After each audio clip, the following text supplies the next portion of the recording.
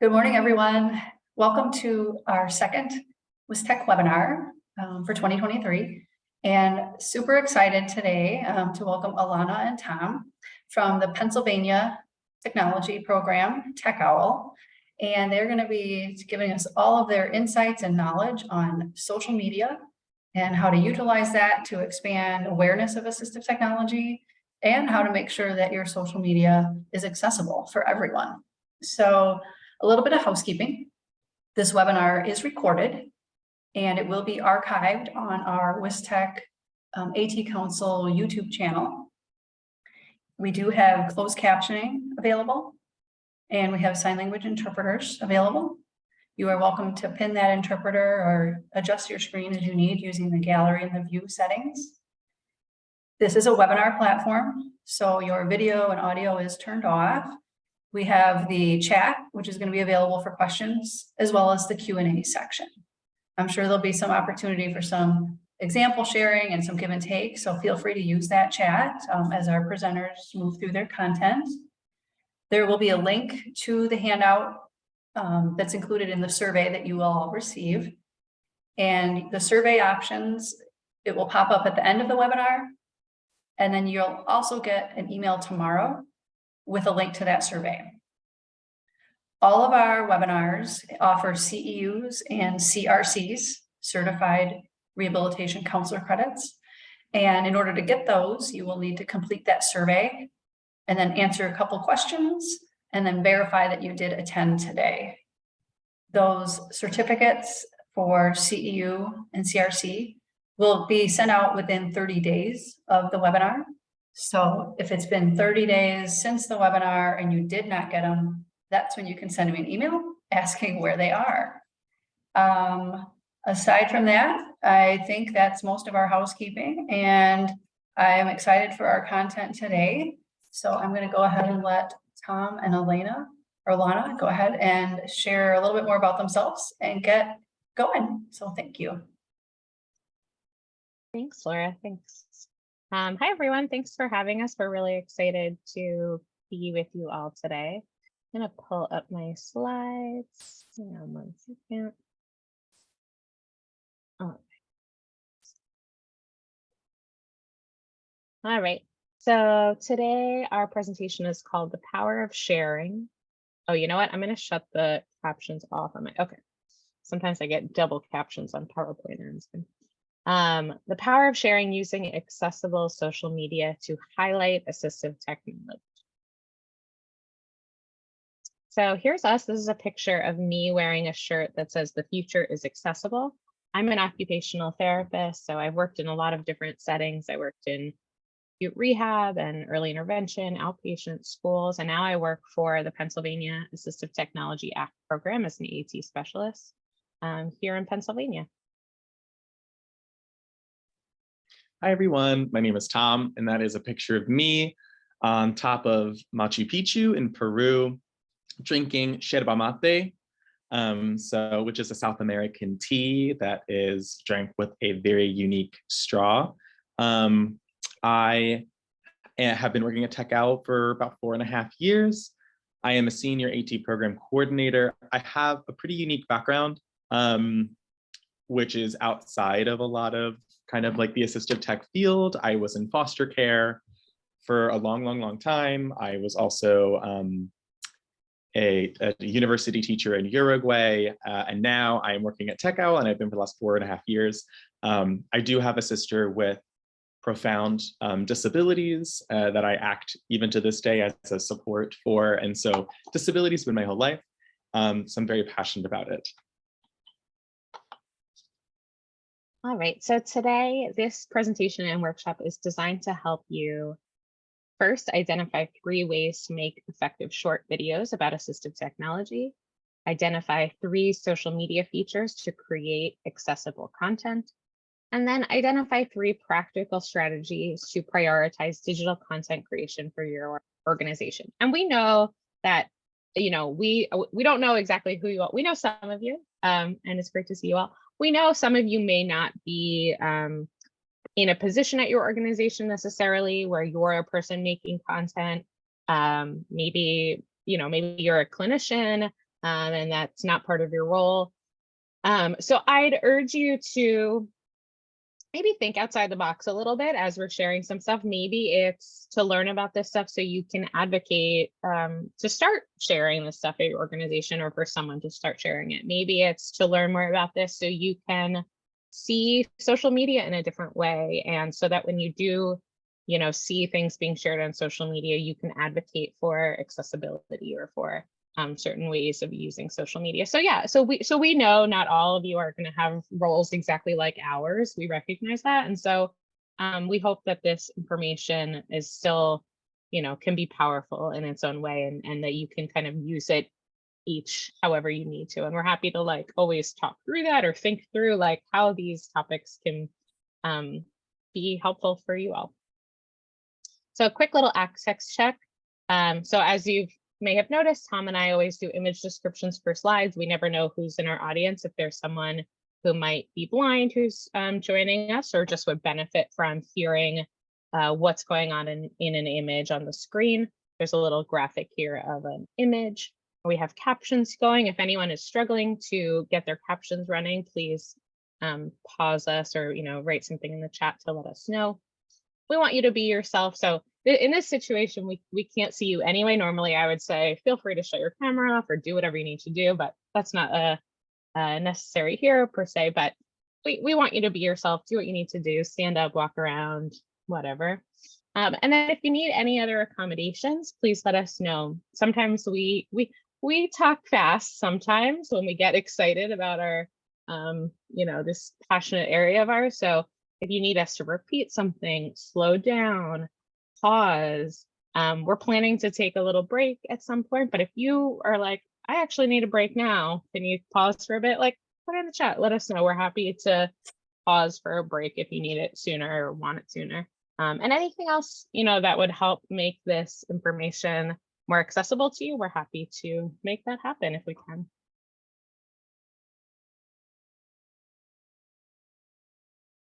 Awesome. So a little bit about TechOwl. It's actually kind of like a canned slide. We typically have to tell people about us because of the AT Act program. I'm sure there are many AT Acts here as well, so I'm sure you also have your own canned slide. On the screen, we have two separate logos. We have one that says PIAT, Pennsylvania's Initiative on Assistive Technology, and the other one says TechOwl, Technology for Our Whole Lives, Institute on Disability, Temple University. So TechOwl is our current brand name, which stands for Technology for Our Whole Lives. That is the second logo on the screen, which has a really cool outline of an owl. And we are a part of the Institute on Disabilities at Temple University. We're previously known as PIAT, and a lot of people in the state of Pennsylvania still refer to us as PIAT because that's our old title. About 6 years ago or 7 years ago, we rebranded. But we still let people know that we are PIAT, but PIAT is now called TechOwl, and that's why this slide exists. We are the Pennsylvania's Assistive Technology Act program, so we cover the entire state, entire Commonwealth of Pennsylvania.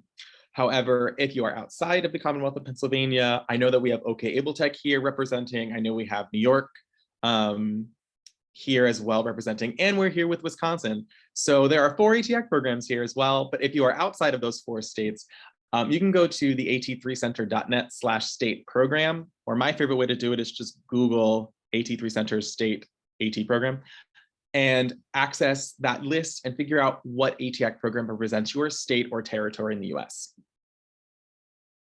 And Puerto Rico has one too. I actually love the Puerto Rico program. I'm a Spanish professor on the side. And so I've actually talked to their director. They're very, very sweet.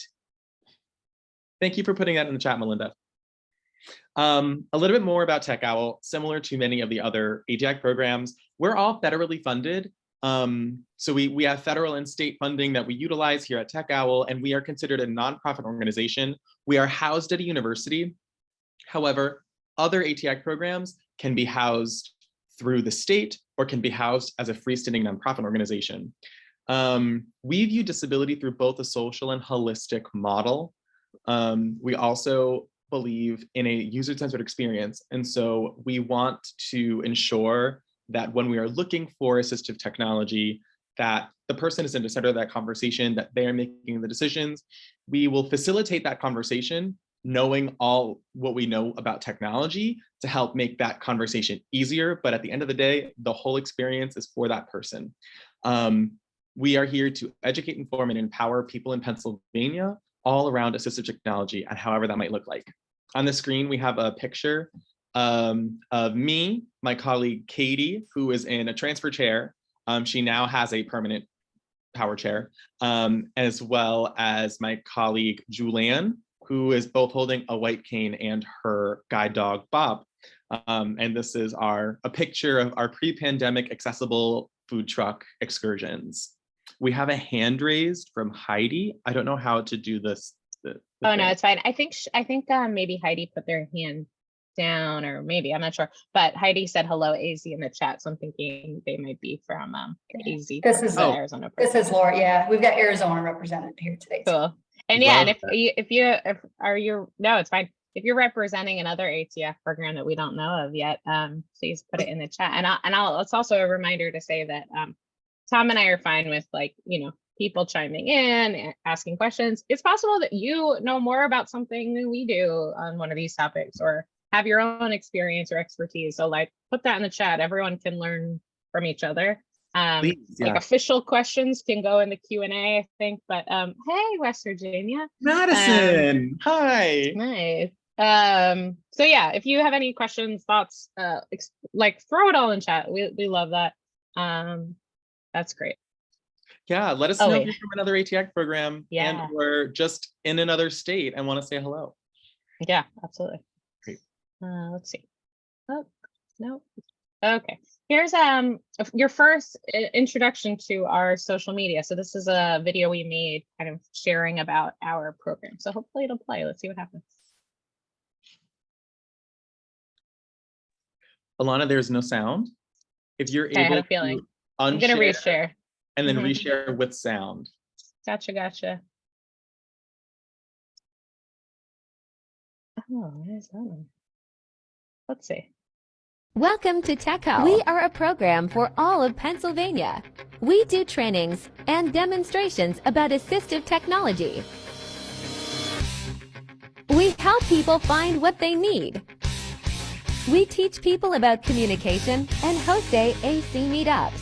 Pennsylvania residents can borrow from our assistive tech lending library, like the Xbox Adaptive Controller. We redistribute used equipment to give to people who need it. We make things out of pool noodles and out of PVC pipes, like this beach wheelchair. We 3D print tools to give to Pennsylvanians. We make tools out of pretty much anything. If you don't live in Pennsylvania, look for your state's program at a3center.net. So that was a video of all, clips of us using assistive technology. I made a button hook out of a popsicle stick and a paper clip, and all kinds of tools. The Liftware level spoon was in there, a sock aid, all kinds of stuff. So just to share about some of the programs, because it's kind of a nice, succinct way to share. Welcome to. Oh. All right. Also, all of the 3D printed devices that you saw in that video and that you will be seeing in all of our other videos are on our website. So you're more than welcome to download any of those files. Everything is free and open source. In addition, I'm publishing the new website within the next 2 weeks. So if you want to wait 2 weeks, that would be great. I would really appreciate it. I'm struggling. I'm so sorry. New website coming, but old website also very functional. So that's all right. So it seems we're in a room of people who know a lot about assistive technology. So here's just our opportunity to nerd out about AT, I think, and maybe it's newer for you, and that's great too. So what is assistive technology? If you can, let's take a moment. We'll do a little hands-on activity. Take out a pencil and paper if that's something you have and can do. If not, just watch along, and that's fine too. So just take a moment, take out a piece of paper and a pencil or pen or marker, crayon or whatever. And I'll just Usually this- when we do this, we're in a classroom and I'm like watching everyone like scrounge around for a piece of paper. Also on the screen, it is a blank slide with an image right in the center that is just a piece of paper and a pencil. So that's what, and the title is Take Out a Pencil and Paper. All right. And now it's time to copy this paragraph. I'm not going to read it. So if you're a person who's blind, we'll kind of explain it after. But for now, if you can see the screen and you have your paper and pencil, copy this paragraph that's up there. I'm going to give you like a minute. And if you are a screen reader user and have access to something like Seeing AI, take out your Seeing AI app and take a screenshot of or take a picture of the screen and just listen to what you're hearing on the screen. I think it'll be very interesting. All right, hurry up, everyone. Hurry, hurry, hurry. You only have like 20 more seconds to copy what's on the screen. So I hope you're getting it all down perfectly. Hurry, hurry. All right. 10, 9, 8, 7, 6, 5, 4, 3, 2, and 1. Right. So does anyone know what language that was in? It was not in English. Does anyone, if you want to put in the chat, if you happen to know what language that was in or any guesses?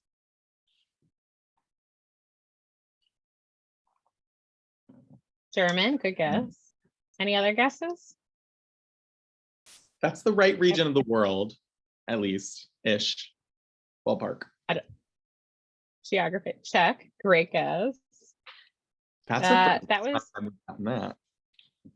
any other guesses? I think one time someone has guessed right. That was in Welsh. I don't know Welsh, but somewhere in the Star Trek Star universe. Trek. Yeah. Oh, very close. So it was Welsh. And here's what it said. It said in Welsh, this is an activity to show you how assistive technology and accessibility can be helpful. We think it's really important for everyone to think about these things. How does this experience feel? And what could I have done to make this easier for you? So we'll just take a moment, just put in the chat, how did that experience feel for you when I put Welsh up on the screen and said, all right, copy it all down perfectly, hurry, hurry. How did that feel? Just put some feeling words in the chat if you can. Rushed, someone said.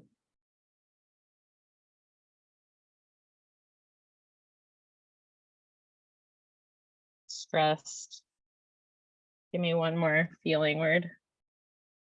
A struggle, yeah, felt like a struggle. Yeah, it definitely felt rushed, stressed. Like I doubt anyone felt like super capable or yeah, you're about to open Google Translate. So that gets to my next question. Thanks for the transition here. What could I have done to make that easier for you? What are some things, whether it's an assistive tech device, an accommodation, an adaptation, a modification, what could I have done to make that experience easier for you or more accessible? More time, English captioning, more time, okay. Resource to help translate, yeah. Or if I was information I needed you to know or have, maybe I could have put it in a language that you knew. That would be helpful. What else? What else could you have done if this was information I needed you to have and it's really important in a class or whatever? What could I have done to make that more accessible to you?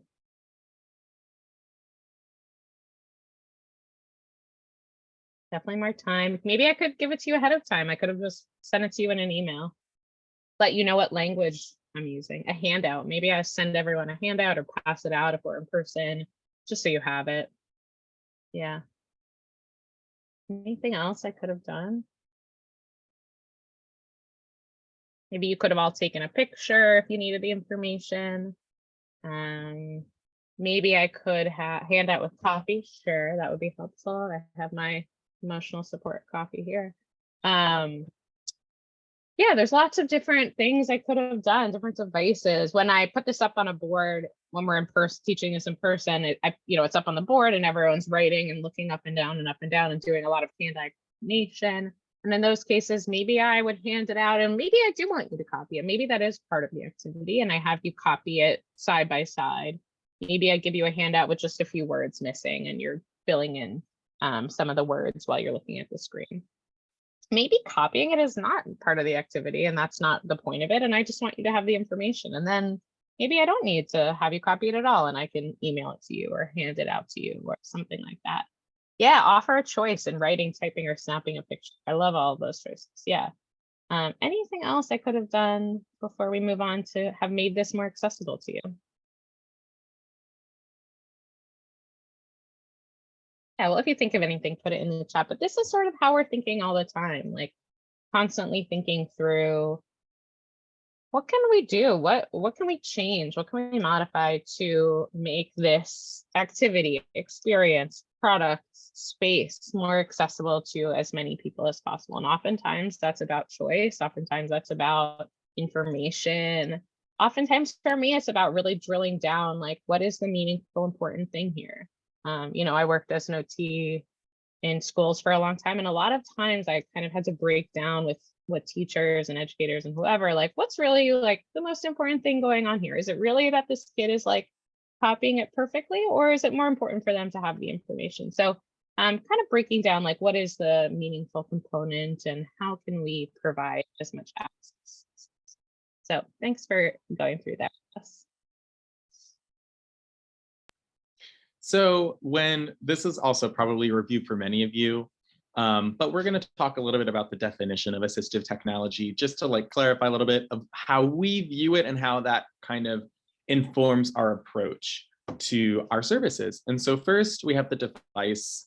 I think it's very, very easy. I think that's probably the easiest part of the definition is devices. So it's just a piece of technology, equipment, a product that you can buy, you can modify, you can customize, that helps a person increase, maintain, or improve a functional capacity of individuals with disabilities. So very important.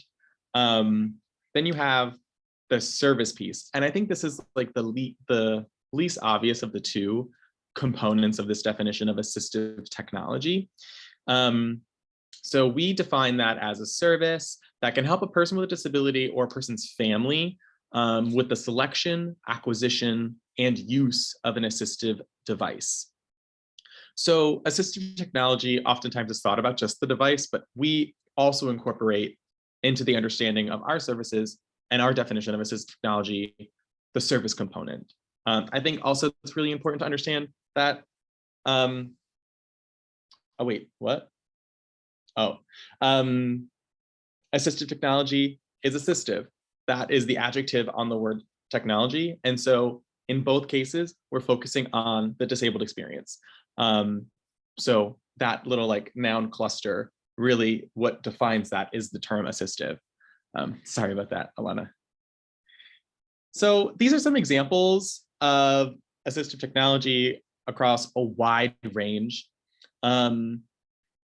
We have a ton of stuff, but I would love in the chat for you to call out some of the things you see on the screen, and we'll call them out with you, and also maybe ask questions about things that you weren't expecting to see on the screen. If there is an item on the screen that you are kind of like, why is that on the screen?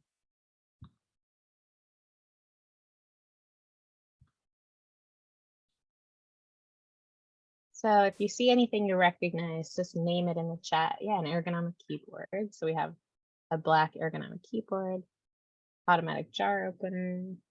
Mm-hmm.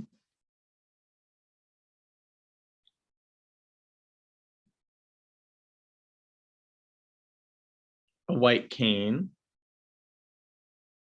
Smart home technology. We have an Alexa. I don't have one near. Oh wait, I do. Is it on?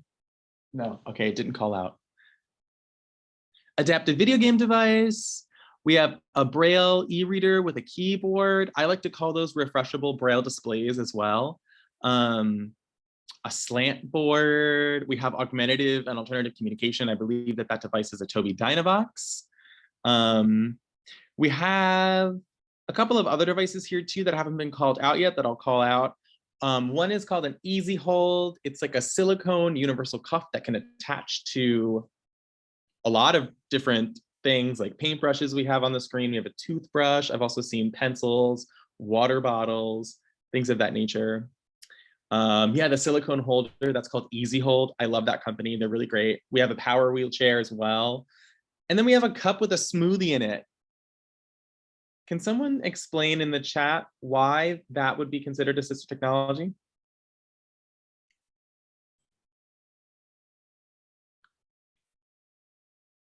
I think Lance said straw. Oh, did they? Sorry, I'm Yeah. also very Uh, dyslexic, so No, chat. no, it went really fast for a second, so Oh it gosh, got. And Peyton said the straw. the straw. Yeah, so there's a straw in there. Is a straw assistive technology?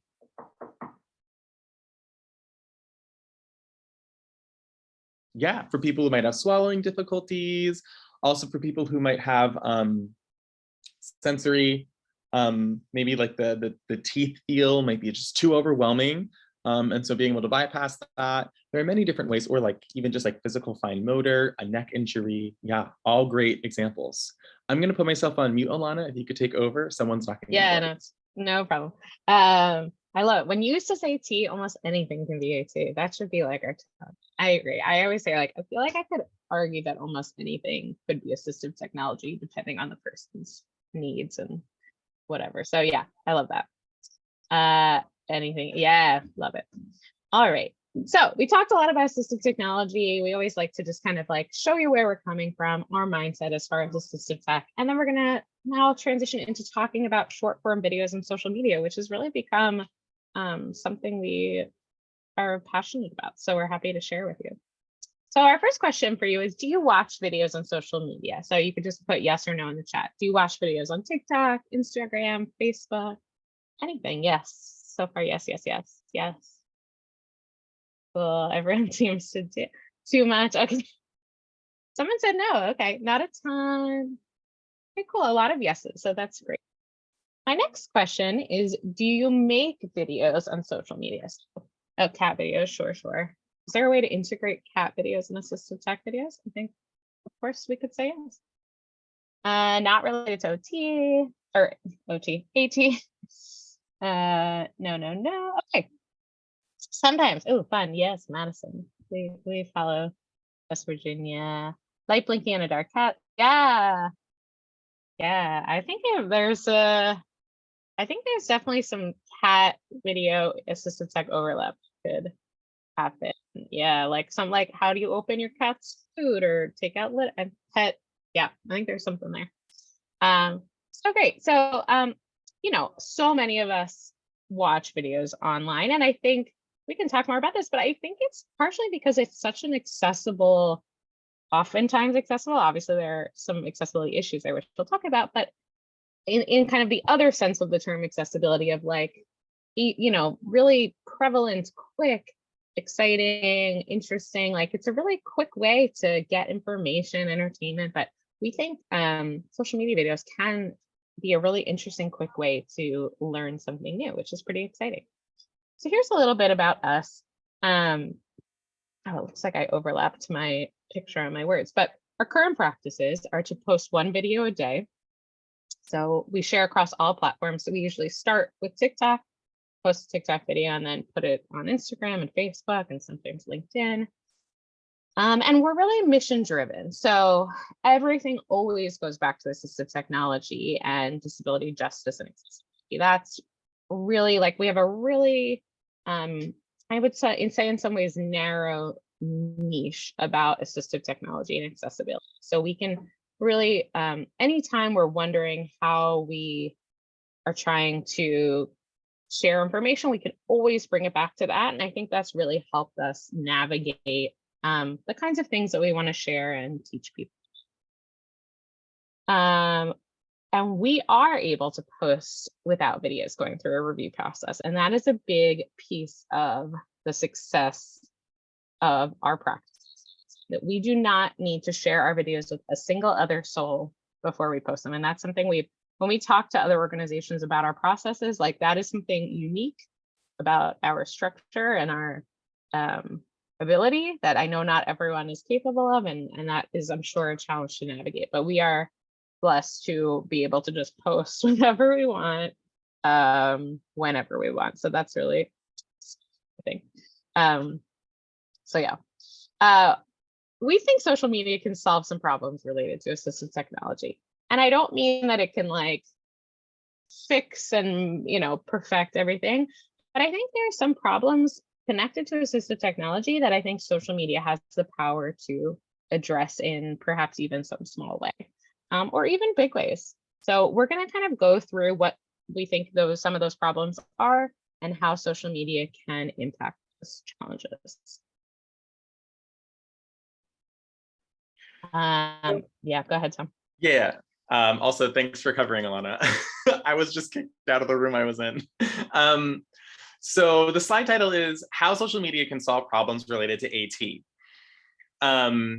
We have a list here, and we're actually going to go through one by one on this list, but I'm just going to read this list to you all right now. So first, expansive. So demonstrate, or expensive, I'm sorry. Again, dyslexia, a lot of words on a slide. Expensive. So AT is really expensive, and we like to demonstrate how a bunch of different low-cost alternatives, maybe even DIY stuff. We also realize that there are a few choices out there for people to access assistive technology, that there's just like not a lot of AT that exists. And so we want to showcase a variety of options, brands, and styles. We also have the privilege of being contacted by new brands and being able to receive free products to then show everyone. And then we'll put that in our, statewide lending. There is a lot of limited information out there and sometimes even misinformation. So we try to correct that. We try to highlight available devices, and we like to try to demonstrate them as kind of neutral as possible. And we also only kind of promote the stuff that we as professionals deem to be useful and impactful. We find that there might be a stigma about the use of assistive technology. And so we hope that our platform can normalize using assistive technology and hopefully increase that retention of AT rather than the loss of AT. Alana explains this point really well of internalized ableism.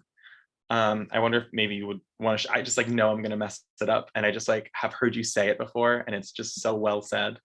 If you want to take it. Yeah, so something that we see a lot in our social media, that this issue that's highlighted often, is people who maybe don't think they're disabled enough to use assistive technology, or really trying to navigate identifying as disabled even. And so that's something that, I think many of us experience, that feeling like, am I disabled? Do I identify as disabled? Can I use assistive technology? Who deserves to use it?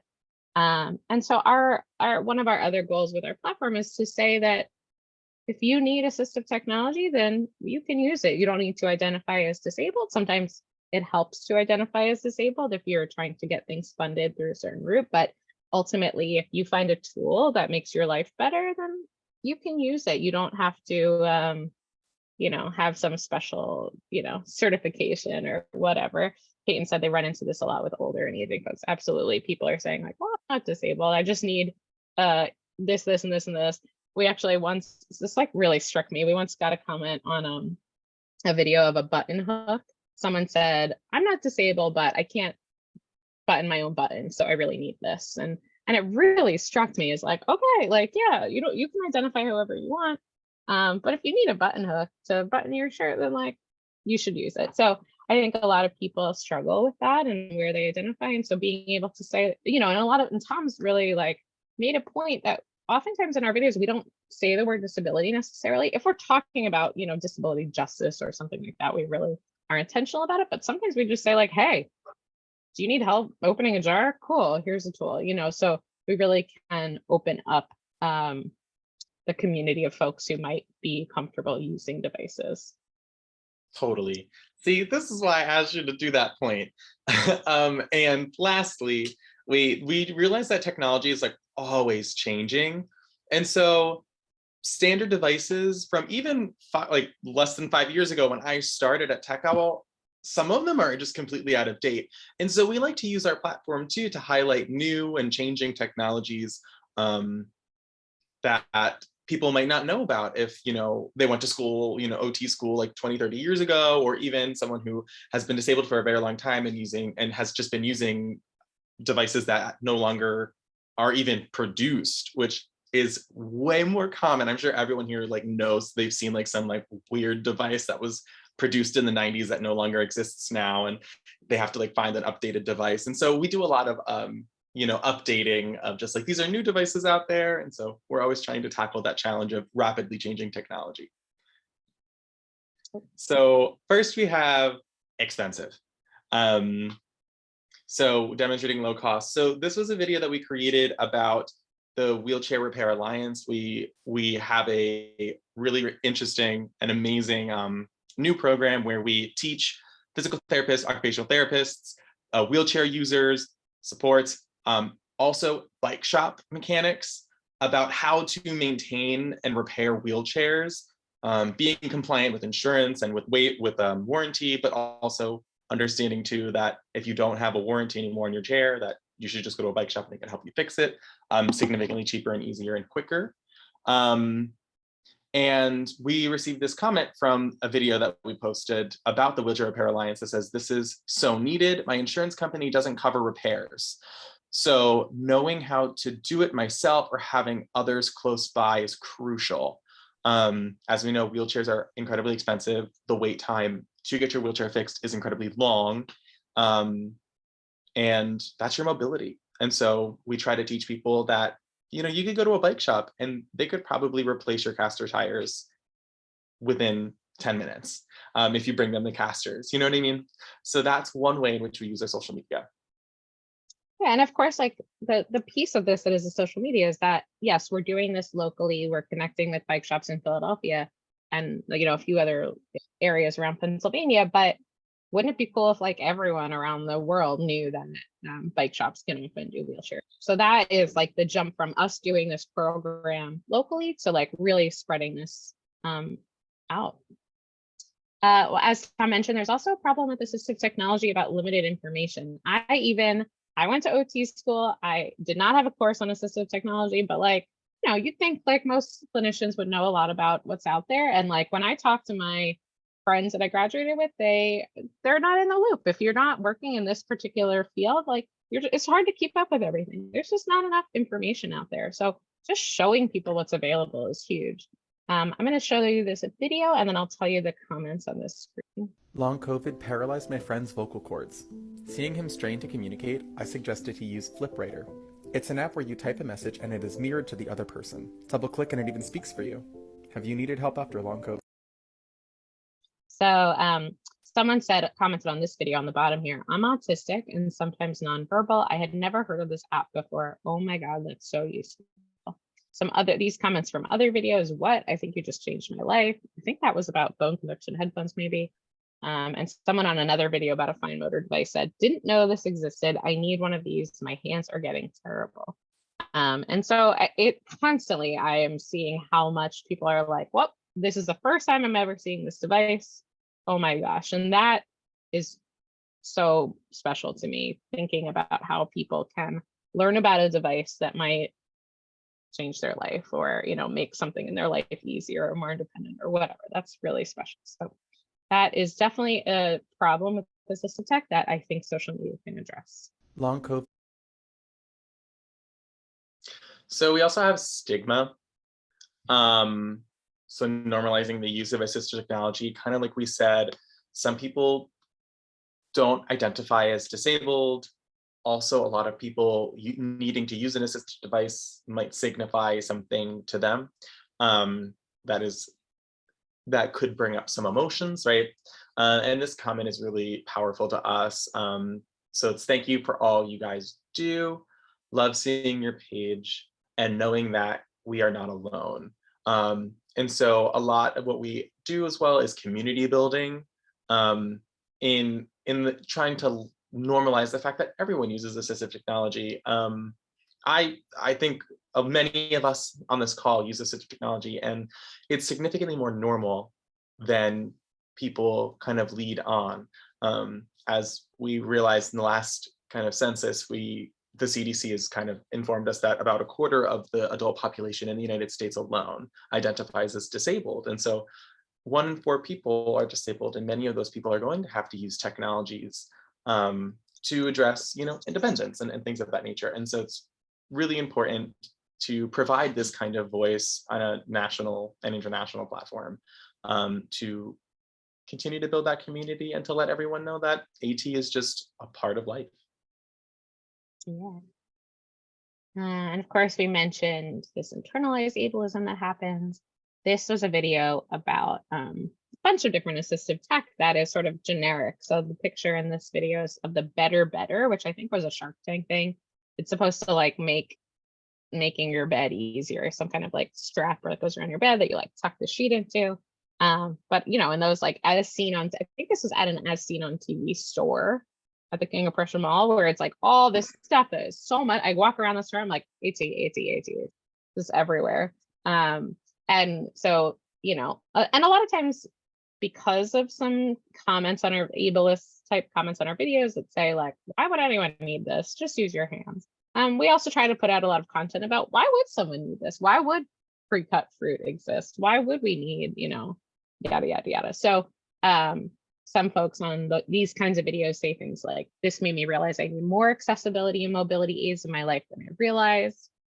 Oh, and here's that comment that really struck me. I'm not disabled, but for some reason I really struggle with buttons. So now I want that little thing for them. So like, to me, this is kind of breaking down that barrier some folks have about the word disabled or feeling disabled or what, it can be a very confusing sort of identity.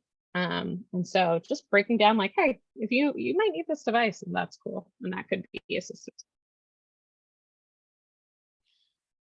So we also have an example. So where we are trying to demonstrate a device. Is this a video? Can the video be clicked? Mm-hmm. Oh, great. Okay. If you struggle getting pills out of blister packs like this, consider a pill ejector. Just line up the pill, squeeze down, and the pill will come right out into the vessel, and it's so much easier. Know anyone who could use this? So this video really struck a lot of people in a good way. It demonstrated how to use something light tech, like this light tech alternative. But in the video, I did not say the word assistive technology. I did not say the word disabled. I said, do you struggle getting pills out of blister packs was the question. So it's an action statement. So it's focusing on the action of getting pills out of blister packs and not focusing on the fact that a disabled person might use this. Anyone can use a blister pack puncture, but it's normalizing the fact that this is a difficult task for all people, but particularly for people who might have weak grips or disabilities with their hands, or potentially neuropathy, or what have you, where it makes that fine motor function or that pressure or that strength in your hands weaker. So also it creates an opportunity for everyone to, 1, learn about this, that this is a difficult task, and 2, that there are options out there. And it's sharing kind of like, this is not a new device, but it was new to a lot of people. And if you ever read through that comment section, people did not know that this device existed. And so it's just an interesting, this seems like something like AT 101 level device, but it really struck the chord with a lot of people. This video went way more viral than we had anticipated for something as really simple and cool as that. And this is an example of the exponential impact of TikTok, right? So I'm sure if people are familiar with TikTok's function to not only comment, but also share. So people can either duet or stitch the device. So a stitch is you take a portion of the video, and then after 3 or so seconds, a new video comes and you create a totally original video. And that is on the left side of the screen. And on the right side of the screen is an example of a duet where you have someone who split the screen. And so half the screen is dedicated to the original video, so our video, and the other half of the screen is dedicated to a new video. And that's a duet. So we have these 2 examples to show you of how this one tiny pill puncher video just kept going and going and going. Struggle opening medicine in blister packs like this? These pill ejectors can be purchased on Amazon, or you could 3D print.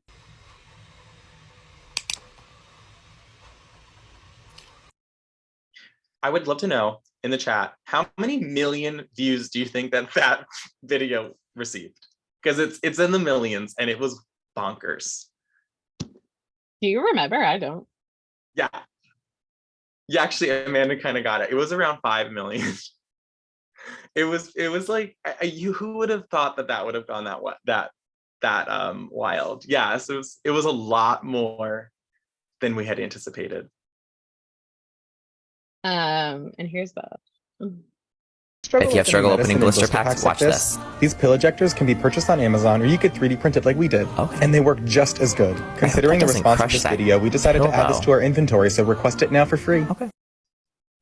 That was actually a slightly different video, but similar concept. That pharmacist is so fun, and he like is obsessed with he's stitched our content. Like anytime it's a medical content, he stitches it. He's like kind of like a weird like fan, I guess. I don't know. But he constantly, anything that we do about medicine, he stitches. Yeah, or duet. That one's a duet. Yeah. Oh yeah. Melinda asked a question, and it's a long question. And I'm like, yeah. I only got 5 words in. I'm so sorry. No, it's fine. So Melinda was asking, kind of to sum it up, about how to talk to older adults about assistive technology, especially when some people who are aging into disability might struggle with identifying as disabled or even recognizing that they might need assistive tech or help or anything, which I think is a big question and something, I think probably all OTX programs and folks who work in this field struggle with, and will continue happening as boomers age. Great question, Andrea. We're going to talk about that. So Laura said, talk about making life easier, sharing examples. Yeah, I agree. I think generally some older adults might use the word disability. I kind of reflect back whether they do or don't, or maybe I don't start off talking about disability exactly. I just say like, hey, is it hard to do this? Or what's hard for you? So yeah, I definitely think kind of going into it, not necessarily using the word disability as much as like, I want to advocate, that I think I say disabled, I use identity first language. But I think meeting someone where they just can be helpful, and then maybe we'll talk more about disability, but ultimately I think meeting somewhere where they is pretty helpful. Yeah, let's keep going, and then we'll see if we can get to accessibility, because then we're going to talk about making videos accessible for Struggle blind opening people. medicine. All right. Woo. Okay. Tom, tell the people why they should create short form videos, since we're trying to get everyone on board. We want the whole internet to be about assistive. We do. Let's break the internet. So why should we create short form content? So one, the social media is changing in a really interesting way, and it has been changing for a long time. I would say, so when I started working at Tech Owl, this is pre-TikTok, not to age myself, but so how it used to be in social media land was, it was very much direct contact to create a following. So there was very little organic outreach happening. So like, basically people had to know who you were. And then like on Twitter, for example, your followers could share and then share. And it really was like a very direct connection. It's like you knew exactly who that person was interacting with your content and where that was going. Now, what TikTok has done, what Instagram is doing, what Facebook Reels are doing, is they are using this short form video content to kind of push out to audiences, and they're using search engine optimization, which is very YouTube, and attracting people and sending out your content to people who like similar content. So what that's doing is it's pushing out your content to a wide audience, and that audience then has the choice to follow you or not. And that's how people build a following. But the following previously was very direct, one-on-one. You would go to an event or an expo, or you'd have a network, and that person would then follow you back. Whereas now your content is being categorized, optimized, and sent out to people who are going to like it, because the goal of these platforms is to keep you engaged and keep you staying on the platform as long as humanly possible. So that's organic outreach, and that's where this term of algorithms going. So that's really important, because if you make great content, you're going to build a community, and that community is going to be kind of your fans. Also, it's diversifying your audience. So yes, Tech Owl is the Assistive Technology Act program for the Commonwealth of Pennsylvania. We only serve Pennsylvanians, but our community on social media is far reaches beyond Pennsylvania itself. We've been able to kind of capitalize on that. And I mean, Melinda's on the call, she could tell you, we send off like 3D print request orders to New York. If we ever get anything based in New York, we'll just send it over to Melinda. We also sometimes get requests for trainings or presentations, and we'll send them off to other states as well. I think we've actually done 1 or 2. I've had to send it all over to Arizona. I know Arizona's on the call.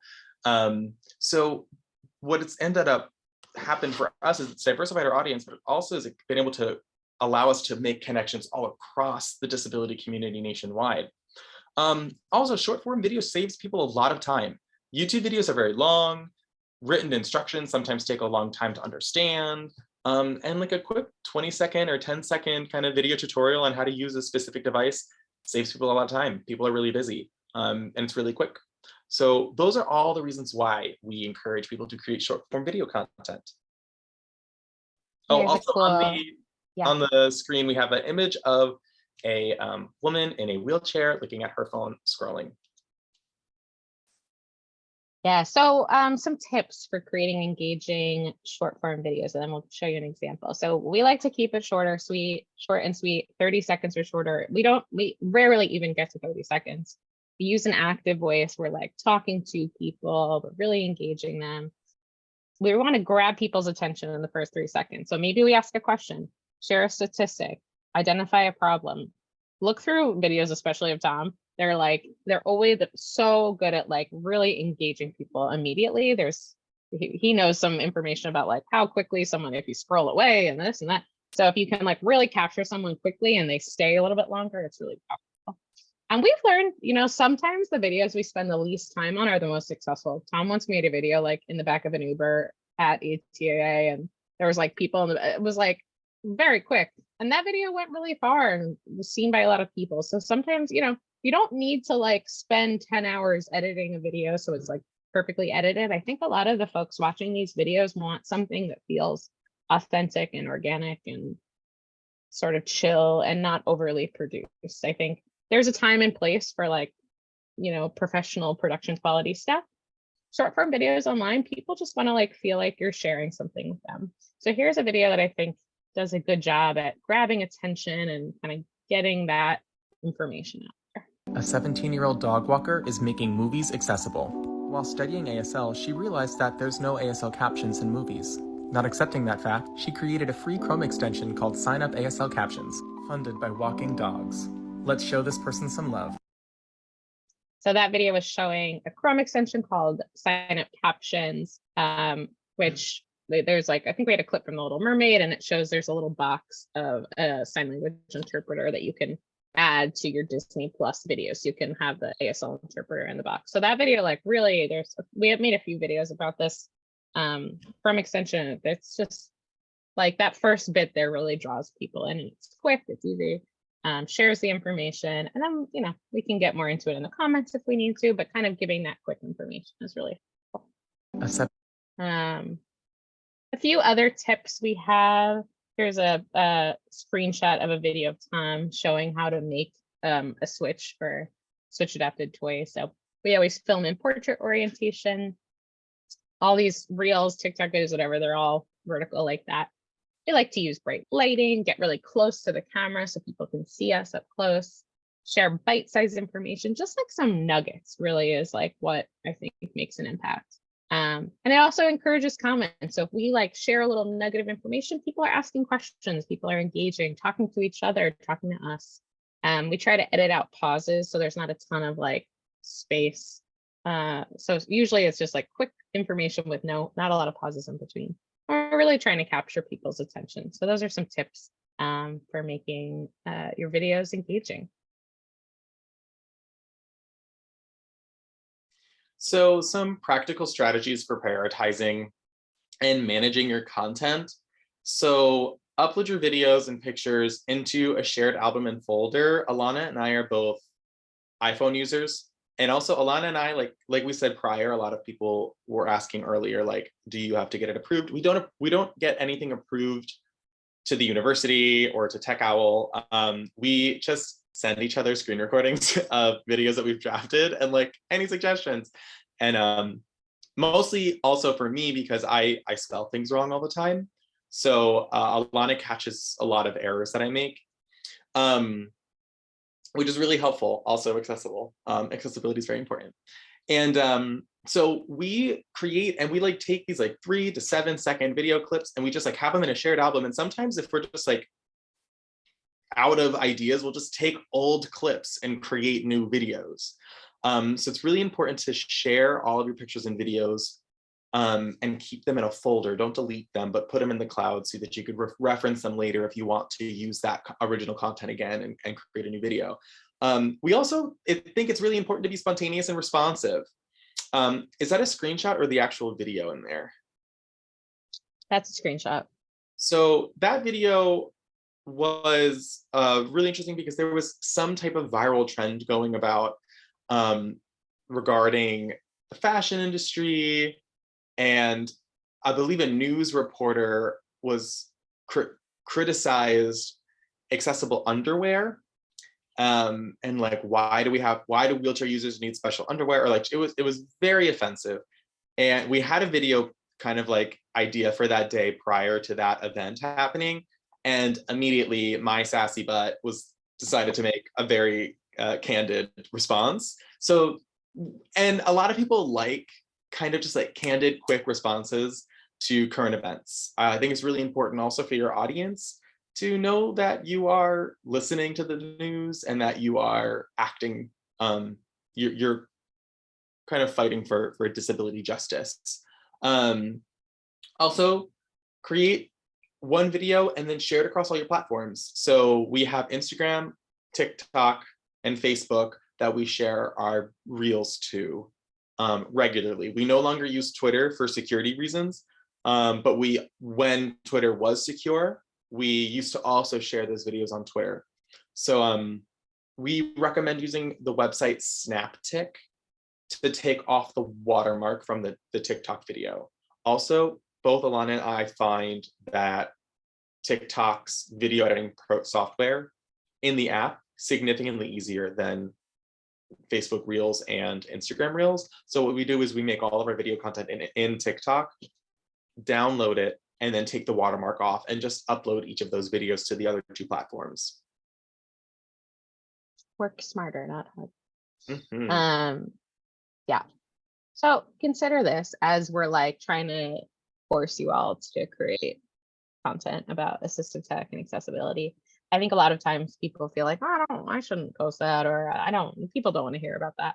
But I think if you think about what you find educational, what you find informative, what you find interesting and exciting, it might help you acknowledge that other people would feel that way too. So if you're watching videos of assistive tech or accessibility stuff online, you're like, whoa, I didn't know that, or whatever.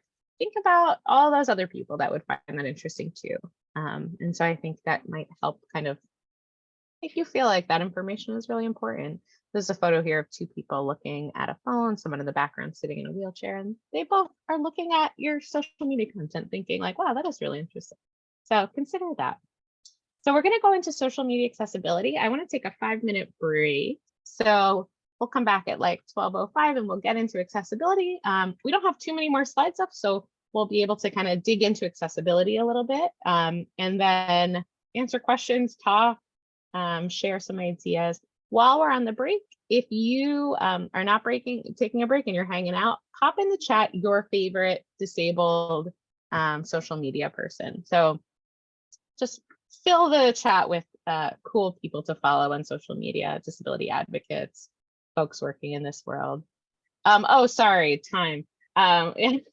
It's 12:02 here, and we'll come back in about 5 minutes. So while we're away, just pop some folks in the chat, and we'll see you in a few minutes. Totally.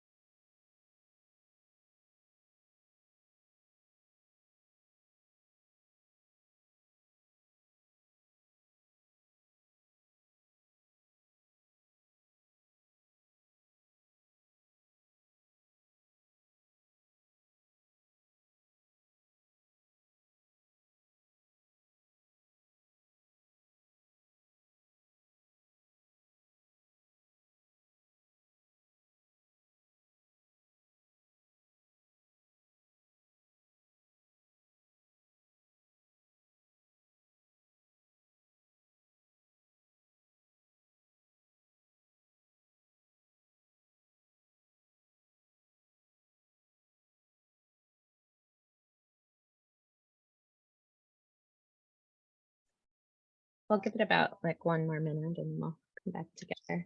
Looking at some folks in the chat, ASF Vision, Crutches and Size, Alexa Heinrich. I have to see if we follow that person, but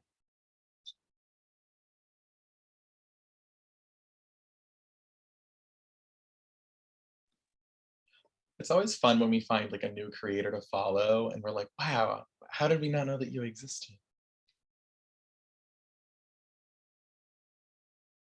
I know constantly. That's why I do Follow Friday every week. 'Cause I'm like, there's so many cool people. I'm gonna Everyone see. needs to know. By the way, if you're on Instagram and you want to follow some amazing products or disabled creators, we have a weekly Follow Friday, which we also have archived.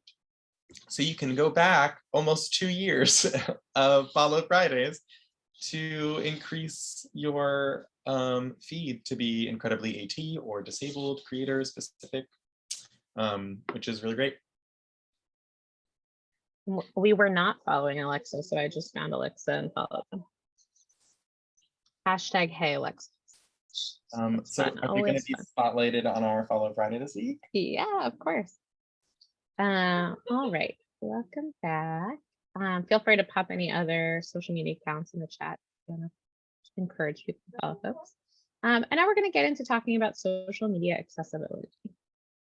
So to start out, we'll say that not all social media platforms, in fact, I don't think any of them, are perfectly accessible for the viewer or the user. So it's really up to us, up to content creators, if you will, to make videos accessible for our audience. I, of course, wish that these platforms like had perfect accessibility and everything was embedded, yeah, you know, all of that, but it's not how it is right now. At least things are improving.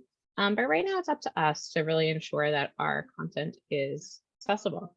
So some things to consider when you're trying to create accessible content. The first is to add video descriptions, and I'll share, we have slides about all of this. So we'll share more about what that means. We share videos that are captioned. We post videos with voiceover so people know what's going on. Include alt text and image descriptions with all images that you upload, and use plain language. These are some things to consider when trying to create accessible content. So for hashtag accessibility, this is probably the most straightforward, which is always really helpful. One, simplify your message. I think it's important when you are talking about anything that you're doing, like we said, bite-sized information is really great. That also kind of forces you to just like be really straightforward with your messaging. Don't be overly complicated. I'm a big advocate as someone with pretty significant dyslexia of just like plain language. And I feel like if we think of social media in a plain language lens, then we're able to make it so much more accessible. By making things simpler, you're also engaging a significantly broader audience. You know, I always love to say that then the national average reading level is around a 6th to 7th grade reading level. That's the national average. And so if you think that something is plain language, put it through a checker and just really get the actual reading level that it takes to understand the sentence that you've created, right? So I'm always here to simplify any messaging. When it comes to hashtag, we abide by the camel case rules, which is to separate each word by capitalizing the first letter. So the 2 examples we have on the slide is assistive technology. So the A in assistive and the T in technology are capital. Disability pride, the D in disability and the P in pride are capitalized. When you have acronyms, I figured this out through testing voiceover on these like weirder acronyms. And so I found a couple of interesting like rules. And so when you have an acronym like AT chat, for example, on Twitter, RIP, AT chat is a very common hashtag for, and it's also like a Twitter chat. However, you need to capitalize A and T and then lowercase the entire word chat, because the 2 capital letters together, the screen reader identifies those as an acronym. So it's going to say AT And then the next word the screen reader is going to say is chat. So if I were to write AT and then capital C for chat, it's going to just read it ATC hat. So know if you have an acronym, AT is the acronym, and then the next word can be the full word with the lowercase letter. So AT chat, that is an accessible way to write that. The next one is SLP2B. Because again, the acronym and the numbers in the middle, it allows the screen reader to know that the next word is a connected word. And so the screen reader will read SLP2 and then B. All right. And now we'll talk about captions a little bit. So of course, captions, who benefits from them? We know primarily for people who can't hear, but captions are starting to become a super, like, I would say, curb cut effect example, where they were created for people who are deaf or hard of hearing, but now they're super helpful for lots of folks, people with auditory processing difficulties like myself, people who are watching a video without sound. So maybe you're like with a baby sleeping and you're still scrolling, but your sound is off, or maybe you're in a really loud place and you can't hear your video and you need captions. So captions just generally are good practice for everyone. There's a kid here holding up the love sign. So real quick to talk about open versus closed captions.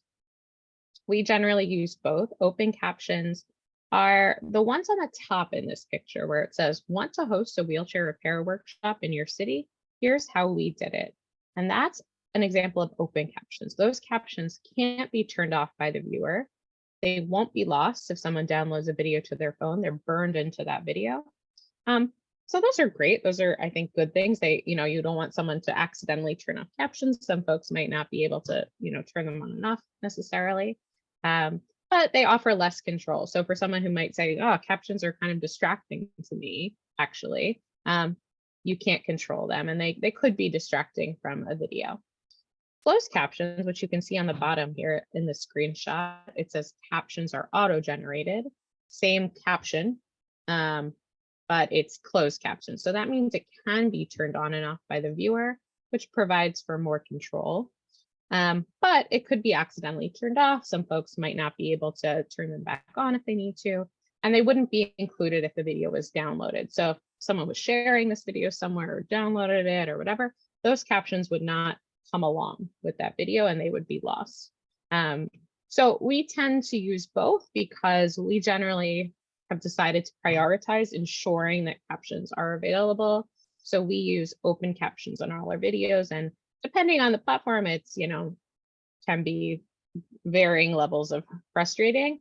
But now TikTok actually has an option where it can pull up the words automatically for you, and then you can edit it. And I should say also, like, if you have questions about any of these details about, how to do open captions on TikTok or whatever, send us an email, send us a message on Instagram or whatever. We're happy to talk you through this if YouTube or Google isn't serving you and you want to just talk through it with someone. So we're happy to talk through that with you. But generally, I recommend using open captions if you. Whoopsies, I'm muted. Also, video descriptions. So we fully realize that videos are not, like, you can't turn on a video description like you can on like cable television or like, things like that you see for people who are blind who just want to understand like what's going on the screen. So one, we try to make our videos as descriptive as possible so that even like the voiceover that we are doing and the describing that we are doing can be understood. You can kind of understand the image just through the video in and of itself. So we're very descriptive in our videos, or try to be at least. And also we use, we have a screenshot here with kind of our caption, and then underneath it, it says video description, : and then we write a description out. And sometimes if we have multiple scenes, we'll be like scene 1 or like image 1 or like to describe that the video is changing. And in that we have more ability to write in detail how the video is like, just we're trying to describe the video for a person who is unable to see that video. So you can read the description, you can read the caption, and we use captions with the first comment. Oh, and we also try to do it in the first comment or in the description itself. Now that TikTok has turned off the like character limit for the caption of the video, we're able to actually put the video description within that first caption. Before, we used to have to put it in a comment, which is really annoying, but now it's not annoying. Yeah, we also on Instagram, this is a screenshot from Instagram, you can put the video description in the captions. So that's a helpful way to do that. And this is everyone can see this. So something like alt text is sort of embedded.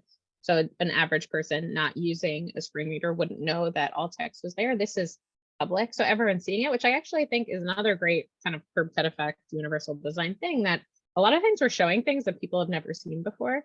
And so oftentimes, like Tom, describe that with our voiceover, with talking about the thing, but sometimes it's just helpful to, in that video description, say what the thing is, what's going on, what is it doing. Some folks might not grasp that from just seeing the video, so it's kind of a nice way for everyone to understand what's going on. As I said, image descriptions and alt text. So alt text is that embedded description. People using screen readers will be able to access that content. So here's an example of, I believe, I forget which one is Facebook. Maybe they're both Facebook. Oh yeah, these are both Facebook maybe. Anyway, Oh yeah, they're both Facebook. Sorry about that. Yeah. The first one is an image description. So public, it says image description, football field in the background, and logos of Eagles and Chiefs. This is from when we did a friendly Super Bowl wager with the Missouri AT program. We lost. But anyway, we have the image description there, the public piece that everyone's seeing. And then we also had the alt text here. There's some, I think, opinions about whether it's better to have both, one, the other. So I'm still navigating, figuring out whether it's worth having both the embedded alt text and the image description. I don't want to have screen reader users to have to hear it twice, but there are times I think it's helpful to have both. Partially just because I want to, people that aren't using screen readers, if there's just alt text, they won't see the image description and they might need it. They might need that information, or just to see that that's something we do and maybe they should do it too. So something to consider. If you have thoughts about alt text versus image description, both, one or the other, pop those in the comments. I'm always trying to figure out, this is like every time I post them, I'm like, should I do both? Should I do one? Recently, I've been doing image descriptions because then everyone can access it. Yeah. Yeah, and so why is accessible social media important? And I think we said the statistic earlier, but disability is really everywhere. 25% of the adult population in the US identifies as disabled. Also, we've been saying a lot of terms like the curb cut effect, or like everyone can benefit, and truly everyone can benefit from more accessibility.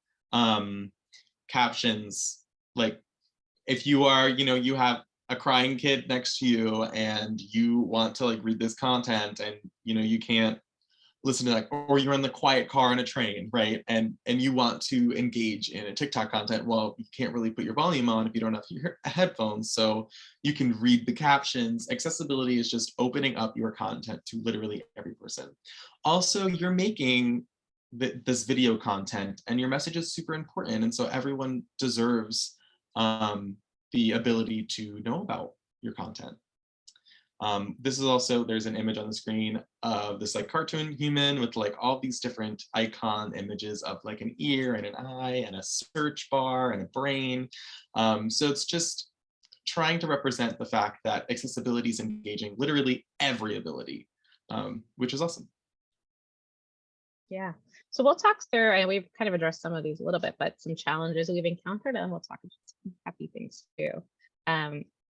Because you may all be sitting here saying, well, what about this? Or, have some challenges to address. And we're happy to kind of answer individual questions about this too, but just to acknowledge some of the challenges we've encountered. The first is that we work for a university, we work for a nonprofit. And so as much as, we've really had the privilege of being able to post basically whatever we want, there are still some things that we are trying to navigate since we represent an ATF program, we represent Temple University. So we are kind of cautious about the things we say and do to make sure that, we're not just, if I had my own like Alana TikTok account and I could say whatever I wanted, things would probably be slightly different.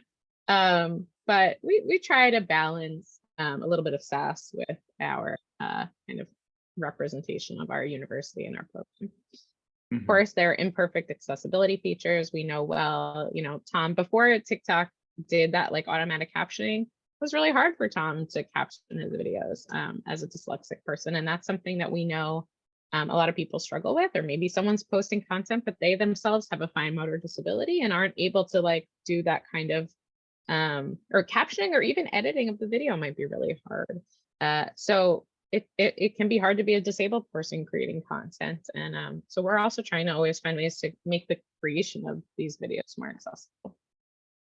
Access conflicts are something we experience a lot. So like I said, we always do open caption, but some people might say, hey, I have ADHD or whatever, and that captions are actually really distracting to me, or, a visual perceptual thing. And so, yeah, we have to navigate those access conflicts, that what might be more accessible to one person could be less accessible to another person. And that's something we just try to navigate with grace and patience and understanding. Comments are a really interesting challenge we've encountered on social media. There can be some negative comments. We try, there's kind of two kinds there, or I'm sure there's a million kinds. The two main kinds of criticisms or comments or negative comments we get are like criticism sometimes of us, or something we said in a video or something like that. And we really try to use those as opportunities to learn and to be better. And maybe we, said this, device is for this kind of person, but a person will, comment, say like, well, actually, and that's cool. And we're like learning, and we leave those comments. We would never, delete a comment that was just kind of like, criticism of something we said or something like that. Sometimes comments can get really ableist and use words that I'm not okay with. And so we sometimes delete those comments. We don't need our audience and our followers seeing ableist comments. So that's kind of how we navigate when to delete comments. If it's ableist, if it would like hurt disabled people in our community, then we would delete that. We're just xenophobic. I'm gonna just, yeah. We have gotten a lot of homophobia on our channel as well, which is really sadly unfortunate. So I think xenophobic comments as an overarching, but really hyper focused on ableism, but like also I have had to delete some homophobic comments as well. Yeah. So yeah. Also I want to put like the dyslexic in on commenting, which is, I'm really lucky to be partnered with Alana, who is an incredibly astute reader and typist. And sometimes as a person with like a learning reading disability, it's difficult to read and respond to comments. And so it's great to have a partner in crime to help with that, but that is an access challenge. Yeah, absolutely. Being in the public eye a little bit, we don't, it's not like we get recognized often unless we're at ATA, I guess. But yeah, it can be like to have our faces out there can be something that might be challenging for some folks and has, at times brought up some feelings for us. So that's something to navigate. So sometimes we're having a day where we're like, I don't want my face to be on camera, or, something like that. And so we've kind of found ways to still share information and share content and information about devices that doesn't really involve our face or talking publicly, because we end up being kind of the face of this, and that has its pros and cons. And so if that's something that you're not comfortable with, I think there are great ways to share content without needing to like have your face on the screen that much. And then we're just cautious with certain trends and sounds. We're both white people, and so we try not to use sounds that don't represent us. Or sounds that might be considered, that you just kind of have to be cautious about where sounds come from, who created sounds, what they represent. And so we're really cautious using certain trends and sounds and things like that. The picture here, sorry. With regarding sounds too, we do not use anything with any foul language, anything that would be considered offensive language as well. So being very cautious about the language of the song and that cultural piece of culturally, where is that video coming from, and do we represent that culture or not? Just to be extra cautious. Yeah, this video picture is just someone scrolling, and it has like heart bubbles, 25, 18 followers, 5 comments. It's just kind of social media. So those are some of the challenges, but now Tom will tell you about some of the great things that have happened. Yay! We love the successes. I think the successes is what keeps us going. So educating and spreading awareness of assistive technology is definitely like the biggest success, I think, of our platform. I actually just got a text message this morning at like 6:15, by the way. I don't know why anyone's testing that early. But my friend was telling me about how they used assistive technology with a patient. My friend is a med student. And he was like, yeah, I used a whiteboard and wrote down a message because my patient couldn't talk anymore.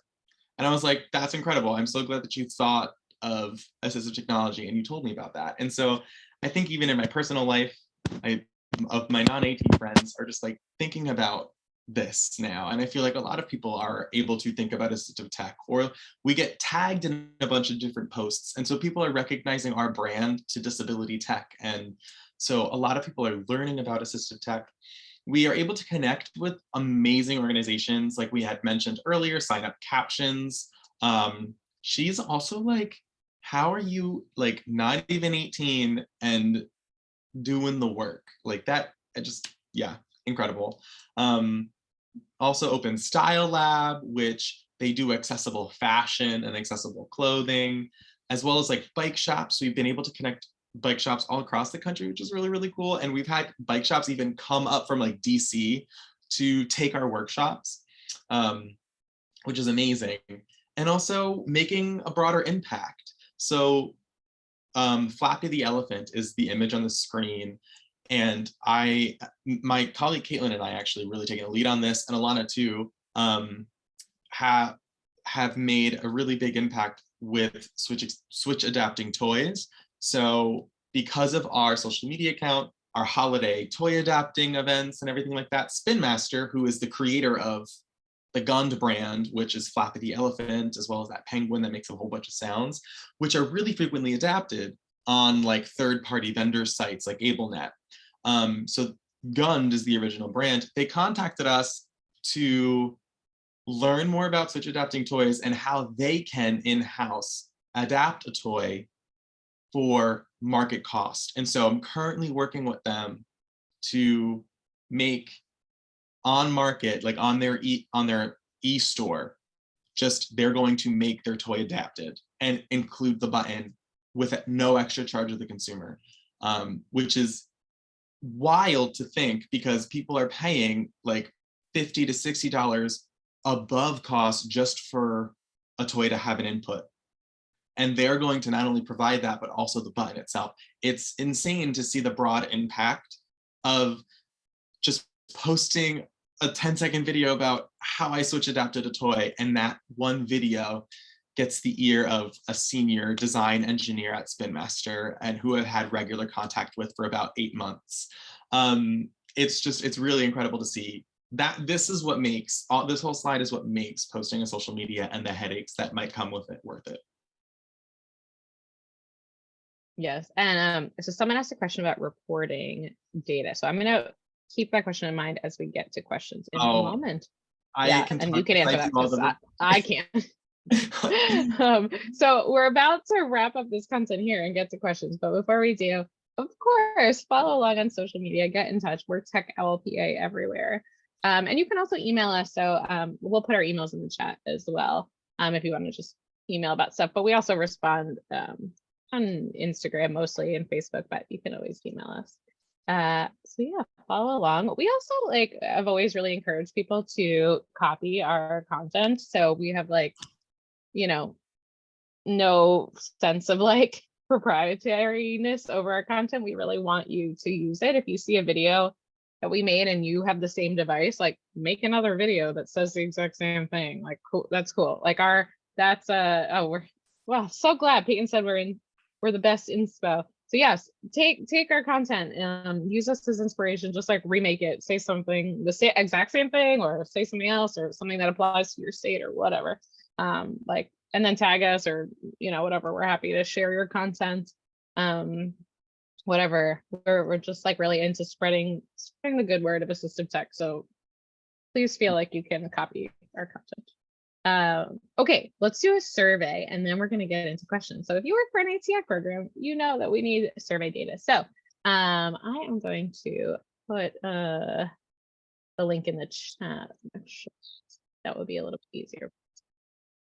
Also, your screen is down where the I know, because I'm trying to get the link. Oh, God. I'll put it back up in a second, but I wanted to put the link. It's like you have to, yeah, anyway. Can you see it now? Mhm. Okay, cool. So you can either use this QR code or put the link in the chat, the long link in the chat, or you can go to bit.ly/techlict. I don't know if it's case sensitive. I can't. It might be case sensitive. So we'll pause for a second to get everyone situated with the survey. There's 55 people here. And Alana, this is Laura. Yeah. Just for the Hey. audience, this is not the survey that Yes. our Tech Act is doing. This is their Tech Act doing the survey. So their survey will not get you the CEUs or the CRCs. And you're gonna get you'll get surveyed out, I guess, between both of ours, but just wanted to clarify. So as a fellow AT Act, they have to collect the same info I do. Yep. Also, please do this one too. Do all of the surveys. We highly encourage all surveys to be completed, please. Exactly. Whenever I do any surveys, I'm always like, I'm gonna beg. Actually, this is what keeps our lights on, so we're keeping our lights on today. Oh, you wonderful humans. And I'll just we'll be quiet for, I sometimes like realize I talk through like everyone doing the survey and like fill the space, but I'm gonna be quiet for a second so you can do the survey. And then we'll answer lots of questions. And we do have one in Q&A as well. Yes, I saw that. Thank you.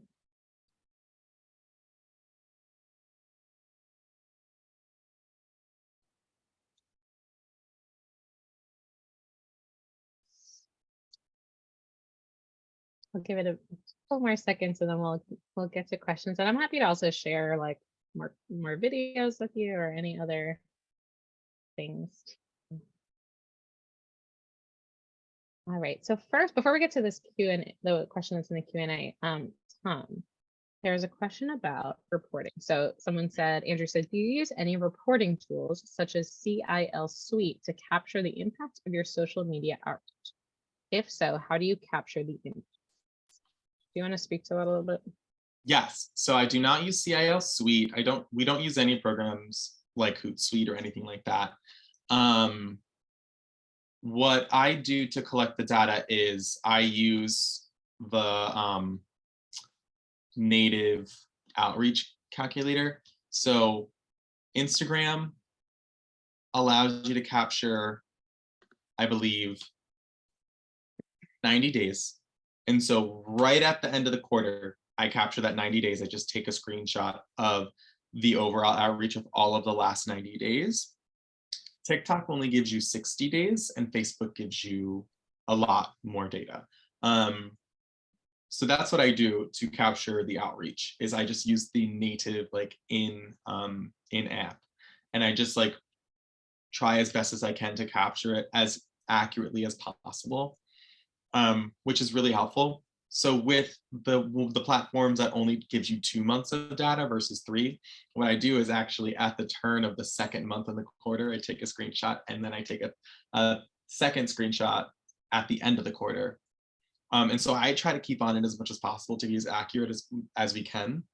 And then I just like hand calculate beyond there.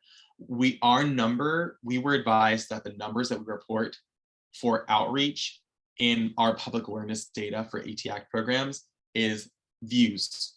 So whatever the views are, or the engagements, which sometimes the word engagement is what the app will use, but views is what we calculate, and it is all considered general population. So because you have no idea, you have no ability to understand who's actually accessing your content, so it's just considered general. And it only is reported in public awareness. It is not reported anywhere else. I hope that clarifies. Please let me know if you need any further clarification. I know that it's a strange way to go about reporting.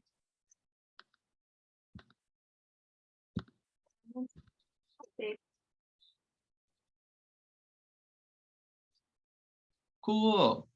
Also, Andrew, if you like have any issues reporting in the future, you can just email me directly too. And then we have a question and answer from Peyton from OK Able Tech that says, how big is your team? It's just me and a student, and our biggest struggle is finding the time to be content creators alongside our other communication responsibilities. So Alana and I are really the only two that create any content, but the Tech Owl team is 13 or 14 people strong. So, so our team is, 13, 14 people, and the two of us just do the content, but both of us also have a lot of other responsibilities and projects. We probably spend a day, 30 minutes to an hour on social media. So content creation and stuff like that. So, but we got really good at it. Like, it took us a lot longer, I think, in the beginning when we first started creating content, but also we started creating video content during the pandemic when I think we were all really bored. So we got good at that skill when there was less kind of commitment or less stuff going on in the day because we were all quarantined. And then now we are very efficient.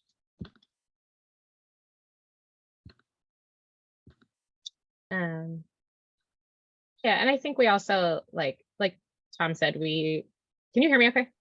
Mhm. Okay. We're just kind of constantly filming stuff. Like anytime we're doing stuff, we just film it.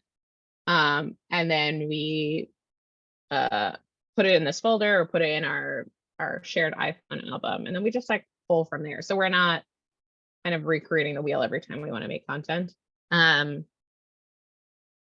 So there, that's a helpful way of streamlining that.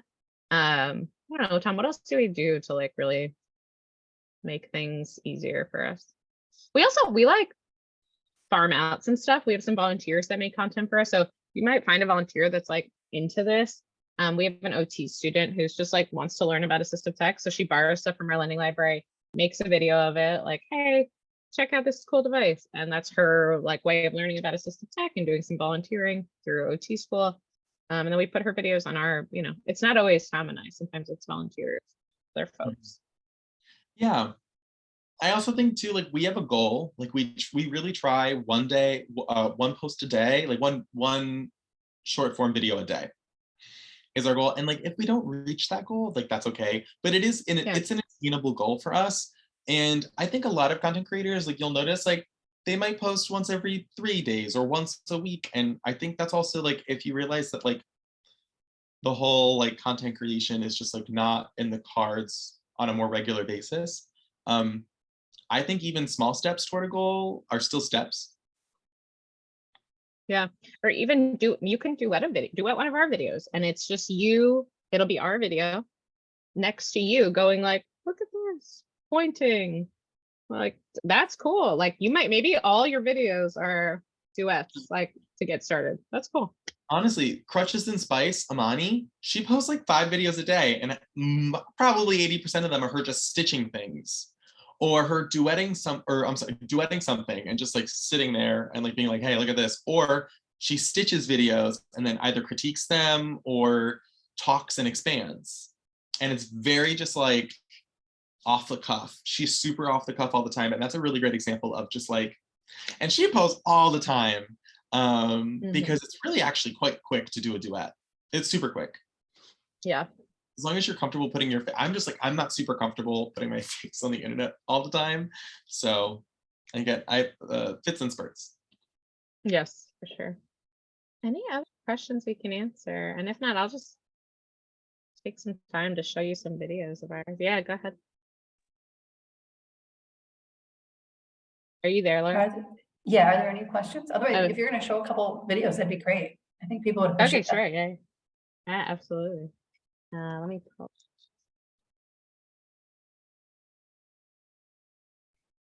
Are you going to show you kind of the super viral one? Sure. I'll see if I can do it. So for some reason, when you look at TikTok on the website, it doesn't show pinned stuff. So here, I'll show you one that went a little wild recently, more so on Instagram actually. But this is a video of Wesley, who is a student volunteer, and he was working on creating a zipper connector. So, we have lots of devices for pulling up zippers, but we've never really found anything other than a MagZip magnetic zipper that has to be tailored into your coat.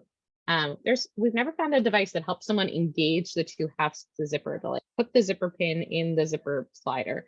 And so he, during his volunteer internship, worked on this device. We have not perfected it yet, and we're still working on it. So if anyone is into designing, we would love your help. But here's a video of him talking about that. Honestly, this is my zipper funnel. This is like the first prototype. The idea is you sort of take one side of the coat and you slide it in. So that slides in like that. And there's a block at the end that sort of holds it down. And then the idea is to just have that in place. And then you take this side and there's like a little guide rail thing. So you push it in against the rail and then it's supposed to slide right in. It's not sliding right in right now. But like that's the idea. Cool. Okay. I must say this is my So more so on Instagram, that video got millions of views and a lot of ableist. So that was something we had to navigate. I deleted quite a few comments. I shut off comments for a while. We turned comments back on. We shut them off again. That got, that was an example of a video that people really struggled to. Oh my God, yes, Melissa, thank you. If anyone has a partner who's an industrial designer, we would love help on this project. I think it would be, coming from my OT background, like I would have done anything for a device that helps a person engage the two halves. That should exist.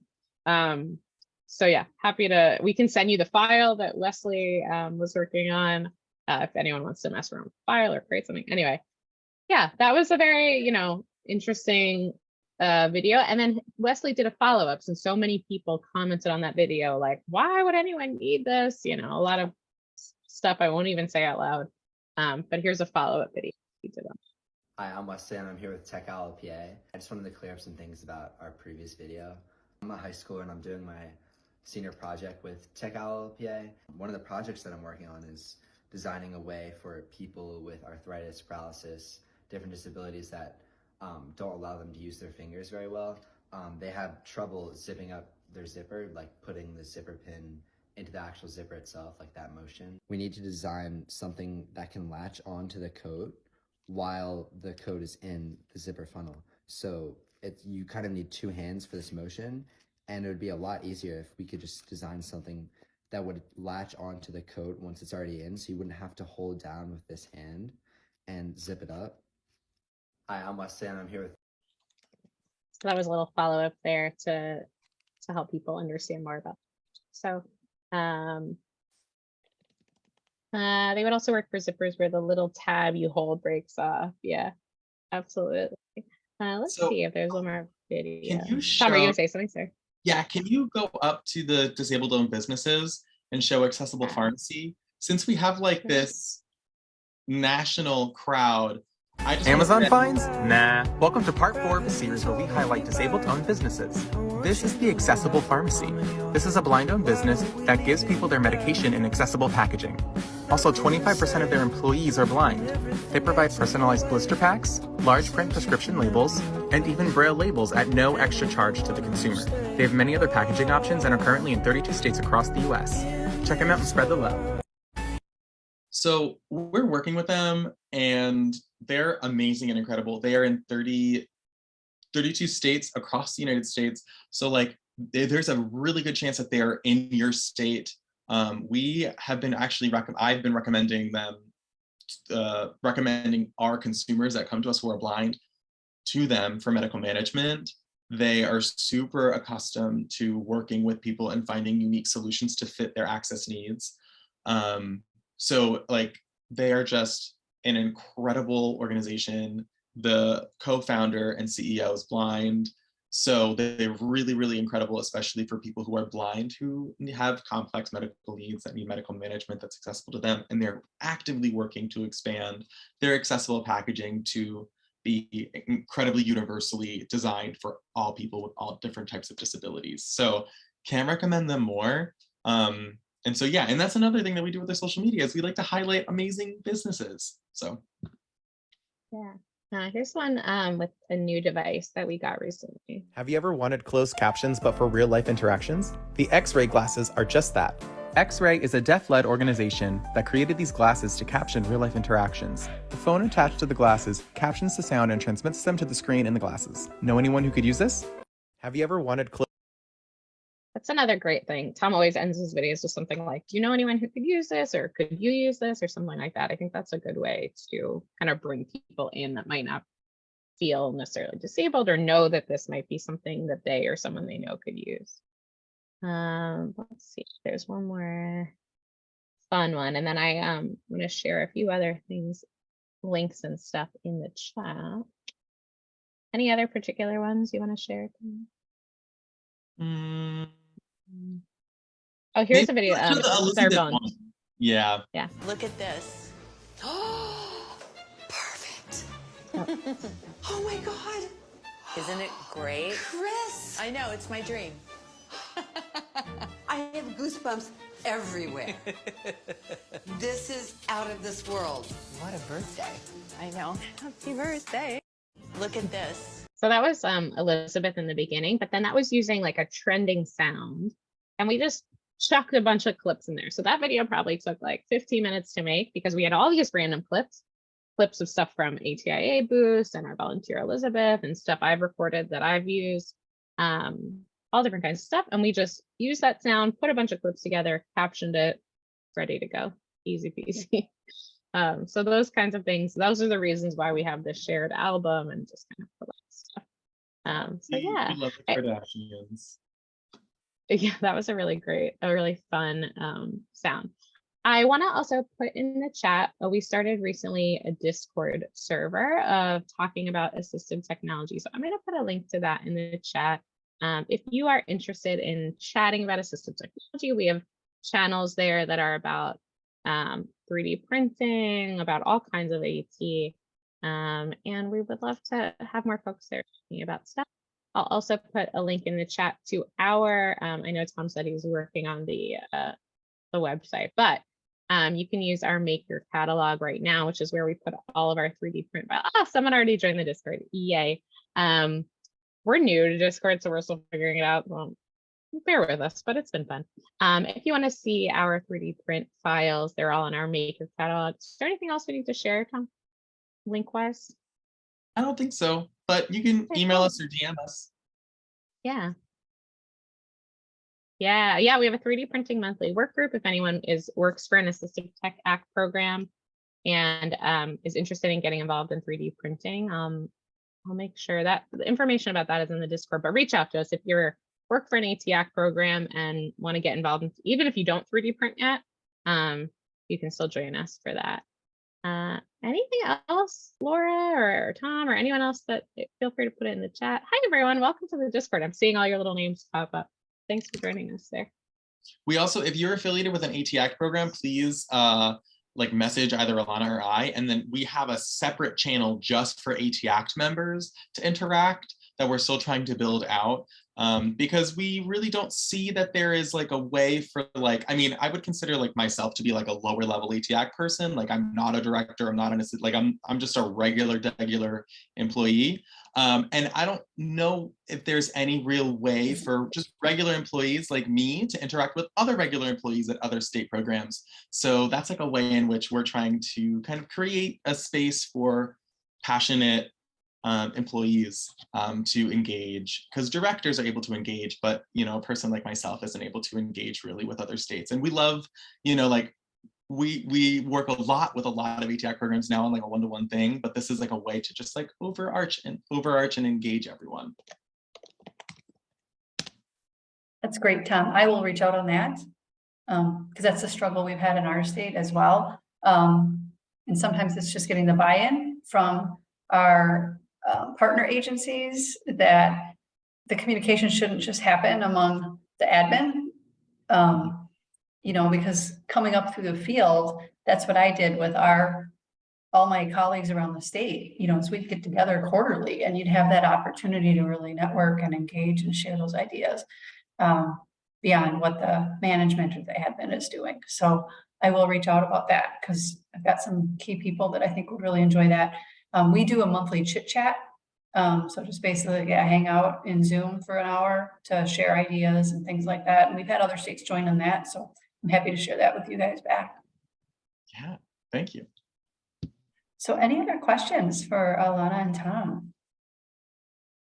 Or is everyone busy on their phones making little videos right now?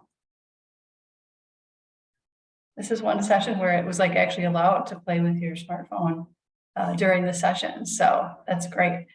So thank you so much for sharing your knowledge and passion for short form videos and social media access. This, I think, has been a fantastic session. So hopefully you got all the survey responses that you needed for your data collection. And I'll be sharing our results as well. So if you need to patch those together, you certainly can. So just a reminder, once the webinar is finished, you will see a link for a video or for a survey, and then you'll also get an email tomorrow with that same survey. And in there, we'll have a link to the handouts from today, as well as the questions that need to be answered for our continuing ed units and CRC credits.